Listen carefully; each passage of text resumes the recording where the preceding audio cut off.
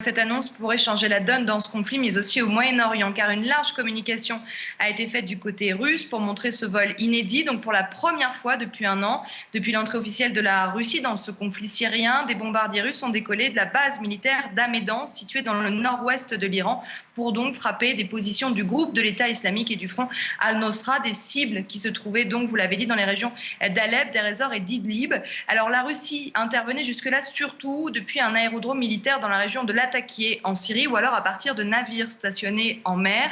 Cette base iranienne d'Amedan est située à 900 km de la Syrie et donc réduit le temps de vol de moitié des avions russes pour atteindre leur cible en Syrie. Un vol donc plus court qui peut permettre d'utiliser aussi plus de bombes. Cela pourrait donc changer la stratégie militaire de la Russie. Et c'est aussi la première fois depuis la révolution islamique de 1979 qu'un pays tiers utilise les installations militaires de l'Iran. C'est un point très important à souligner. C'est une étape effectivement supplémentaire franchie dans la coopération entre Moscou et Téhéran sur le dossier syrien. Ce n'est pas un secret.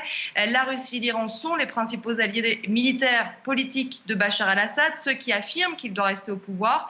Et depuis déjà un an, les visites bilatérales entre l'Iran et la Russie pour évoquer cette crise, pour évoquer le plan de route qu'ils ont mis en place, eh bien, se multiplient entre ces deux pays. Régulièrement, les ministres de la Défense ou des Affaires étrangères se déplacent pour se rencontrer. Encore hier, le vice-ministre russe des Affaires étrangères, Mikhail Bogdanov, et envoyé spécial en charge du Moyen-Orient de Vladimir Poutine, était à Téhéran, où il a été reçu par Mohammad Javad Zarif, le chef de la diplomatie iranienne.